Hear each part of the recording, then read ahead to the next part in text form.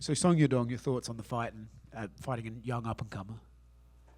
Yeah, yeah. He's, I'm 11 years his elder. He's a explosive fighter, really good at countering. He's a guy that could shut your lights off with one punch.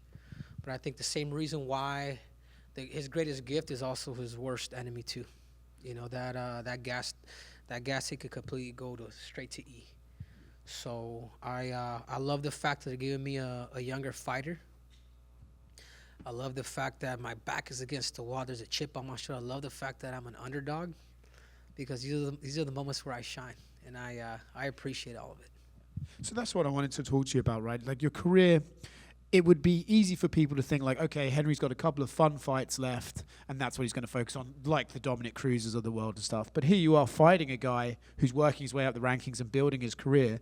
Should that show us that you're still hungry to compete at the top level and you're still after more accolades rather than just having fun? Right, of course, and I love that from the UFC. I love the fact that they're doing that. They're not just doing this legend versus legend shit. Like, you know what, I thought about it too, and I got into it with Hunter Campbell, like pretty bad. This was about a year, but then I called him back. Like, you know what? You're right. If I want to be the best in the world again, give me who you got. Give me your biggest dog then. And they originally wanted me to fight Song at the Sphere, but at that time I had an injury. So then when I called him back, I was helping President Trump a lot with this with the politics. Traveling to Michigan, doing a bunch of work in Arizona. That stuff's important to me. And I says after the president gets elected, like let me I'll call you the next day. And that's exactly what happened. Like once everything happened, once the election was pretty much over, I'm like, all right, dude, give me Song. I want him. So should you beat Song on Saturday, do you think that pushes you right back up into title contention? Obviously, you had the fight with Merab, and I think you looked really good in the first round. Then he sort of started to get his success. Do you think it pushes you back into title contention, or do you think you're going to have to work your way up and pass a few more of these young killers before they start looking at you in gold again? At this point, it's whatever the UFC wants, but that's also what's cool about the UFC.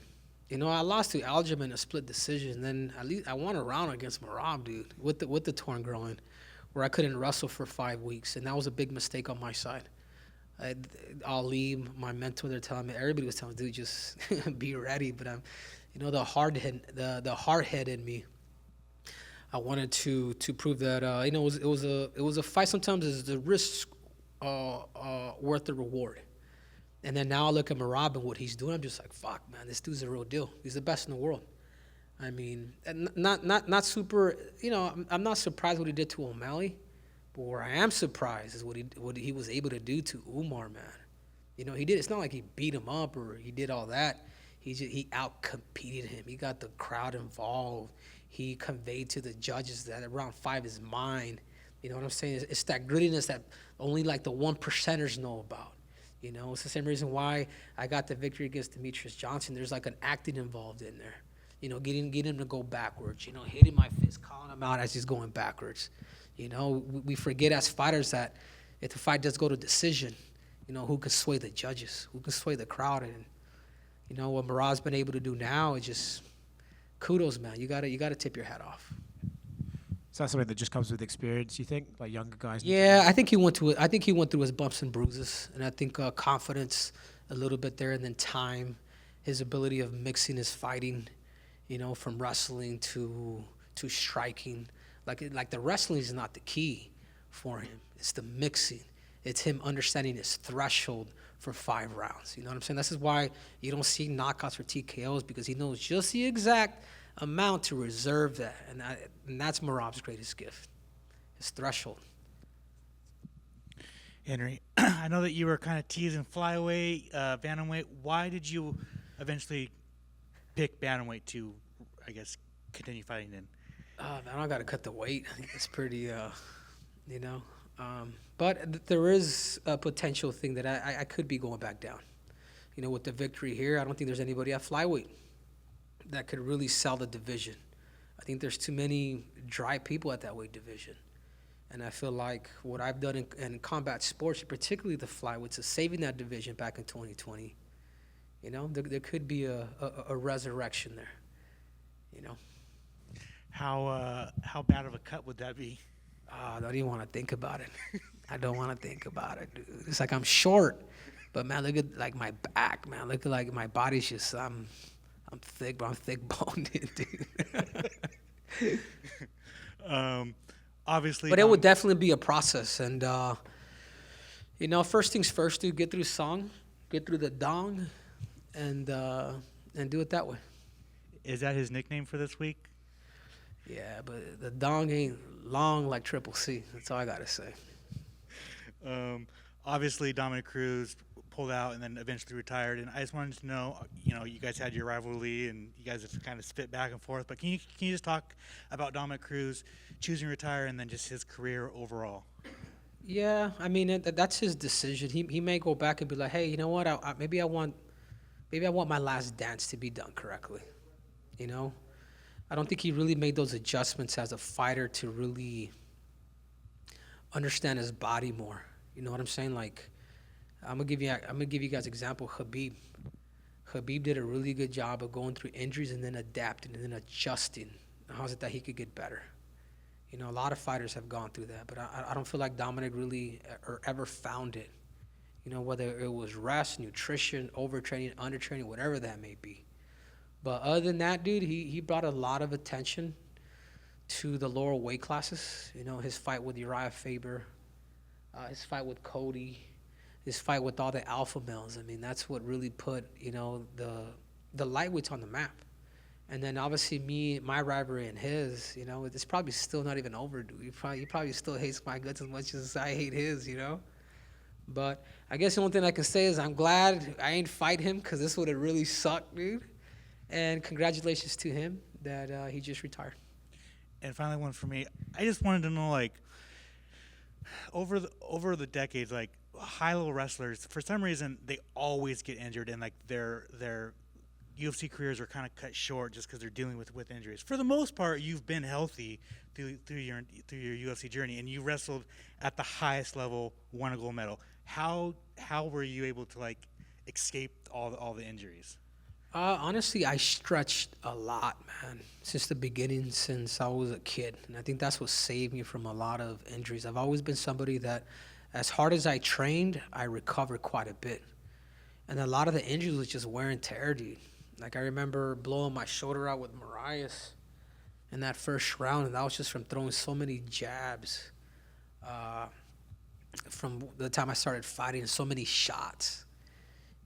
But I think the biggest thing is I've always took recovery to a point where people were like, really, you gonna take 2 days off? Like, yeah, man, I did enough. Like, my body needs to rest, and I gotta re-attack it and then re-break it again. Even when I was training for the Olympics. I'll let you guys in on one little thing, because I like your question. Even as a high schooler, I would work out so much, like during those 5 days, that typically when the coach would say, hey man, you guys do something on Saturday, I would take, and this was literally I was in high school, I would take Saturday and Sunday off because I knew everything that I did throughout the week was just enough and just right and for me to feel ready to re-break my body again on Monday. Crazy, right? Just, having that belief and really recovering my body. Henry right here. Henry, I saw you just had the partnership with Full Violence. I like the Short King branding. I gotta say, what made you want to lean into it a bit? I think sometimes Short Kings don't embrace it as much. What was it like? You know what? We're rolling with it. One, I'm a troll. So people are going to try to troll my height. You go with it. I'm not going to be a Danny DeVito. You motherfucker, you motherfucker. I'm not going to do that, dude. I've never been like that. I've always been comfortable with who I am. And I think there's a lot of money to be made because of the Short Kings. And I've made a lot of it because of it. You've been working with a new producer on your content, Mr. Dylan Rush. Can you just talk about the contributions? Dilly Rush? Yeah. Talk about the contributions he's made to your team. Oh, he's an encyclopedia, man. You talk about somebody that knows his stats of MMA. That's Dylan.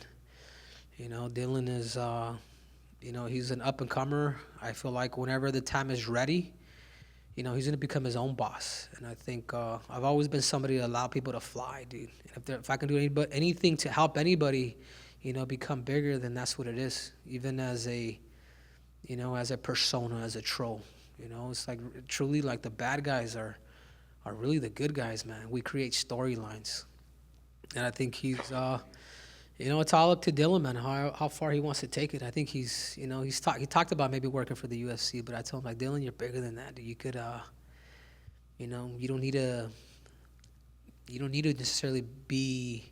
I think you're at that level where you could be your own boss and create your own content because he's super creative.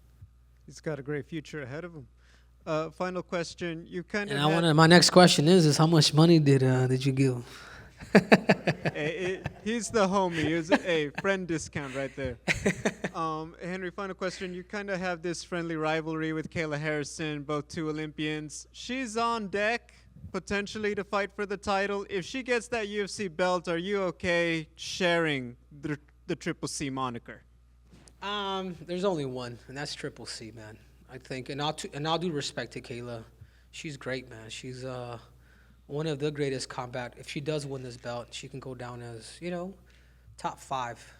But, man, there's nothing like winning a gold medal in wrestling. And I'll say that to anybody's face. Boxing, judo, anything, man. Like the people that I respect more than anything in this world, that I fanboy over. And I've been around Mike Tyson, I've been around all these dudes. I do not fanboy more than anybody when I meet Olympic champions in wrestling, man. In freestyle wrestling. I'm just like, and Khabib and all these guys, they're the same damn way. There's a level of respect that you have for Olympic wrestlers, and particularly Olympic champions in wrestling, that nothing else really comes close, dude. Thank you. Henry, you mentioned kind of the resurrection of the flyweight division. I'm just curious how you thought Pantoja has done. Are you insinuating maybe you haven't been impressed with him? Just what are your thoughts on him as a champion? No, I love Pantoja, and that's another thing too, man. I spend New Year's, like, I'm super close to Pantoja. He's a great fighter, but I think sometimes you can create storylines because everybody's kind of dry at flyweight. Like there's no tussle. Like, you know what I'm saying? Like there's no storylines because like when I became champion, like it was my responsibility. It was my responsibility. When I talked to Dana, they were gonna get rid of the division. Driving in his red Ferrari from the Apex. This is like, I think, Contender Series 1. I think Kevin Holland fought that in the Contender Series. And it was like, man, this is big man. Like, we were just talking about it. I remember driving back to him in a Ferrari, and he told me, he's like, hey, man, I just want to let you know that, I'm going to grant you your decision because after I beat Demetrius, I wanted to go up and become a double champ because the whole storyline was Demetrius Johnson versus TJ Dillashaw. I'm like, no, I'm gonna beat this dude. And I kept saying it during fight week. This is back in UFC 227. I said, I'm gonna beat this dude, and I'm challenging the winner of Cody and TJ. So that's exactly what happened. So then when I was driving this car, I was like, hey, man, we're gonna grant you, but we're gonna get rid of the division. We're gonna get rid of it like completely. I remember my heart just sunk, dude. I'm like, yeah, but we're gonna grant you your opportunity. It just sunk. It just didn't feel right. So then I talked to Ali that day, and I'm like, Ali, I don't feel right, dude. I don't feel right getting my shot, and then that's it. The flyweight division doesn't exist. Like, you erase all of Demetrius Johnson's accolades. You erase everybody who's ever done anything. And I said, let's bring him down. So TJ wanted to go down. He wanted to come down. I'm just like, no, let's give him what he wants. So beat him at 125. And then go up, and then go to 35, and then do it again. So happened to be he was on PEDs, which a lot of people say it's, he was dehydrated. Dude, that dude was 150 when I fought him. He was bigger when we fought each other in New York than he was when he was weighing 135 pounds. It was that secret juice, dude. You guys go back and look at the stats and look at how much he actually weighed. So then that's when the whole theatrics kind of came about. It's my job, it's my duty to save the division. And I love Demetrius, dude.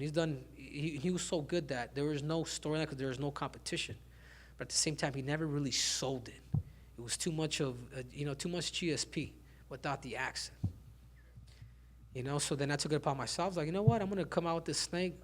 slam it on the thing, come out with my gold medal, just cause a bunch of fucking problems.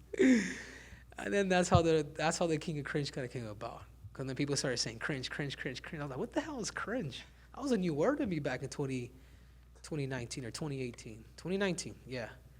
So then that's how it started. So to get back to Pantoja, I think it's his responsibility now to promote the weight division. And I mean it, and I tell him that as a brother. It's his job to sell the fight, dude. To pick it. Maybe he needs to become the bad guy.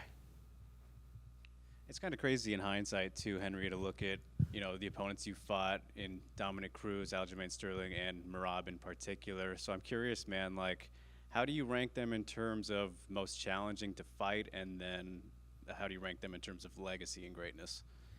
Yeah, they're all the top, maybe the top three, according to numbers.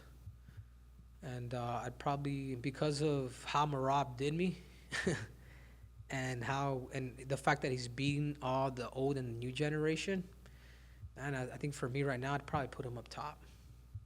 From Aldo to Jan to Umar, myself. I mean, you got to respect that. Yeah, they're not title defenses, but he was able to kind of take a back seat for his brother. And I think that says a lot about their relationship and the fact that he's taking out all comers. Best of luck. But in combat sports, dude, that put me number one. You know what I'm saying? You got to, man. Who else would you guys put up there? Is an Olympic gold medal, what's that worth in comparison to any other combat sport? It's a lifetime dream.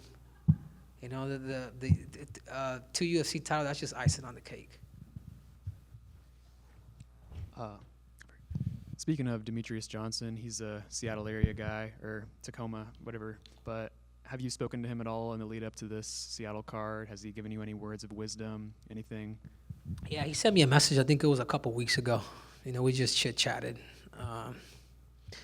But no, other than 2 weeks ago, he just, hey, man, good luck, bro. I'll be cheering for you.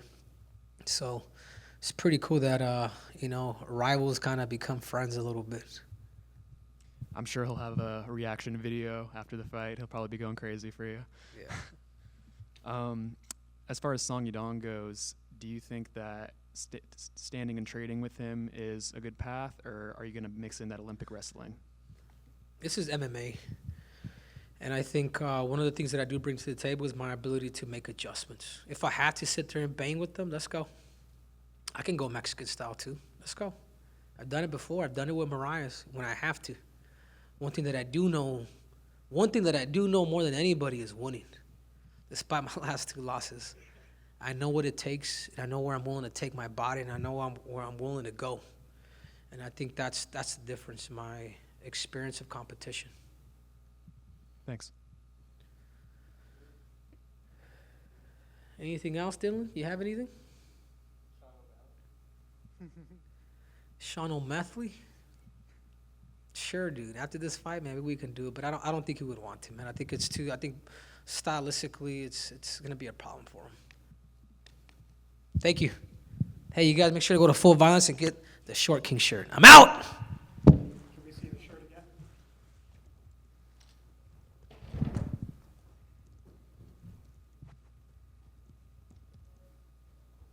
Thank you, guys.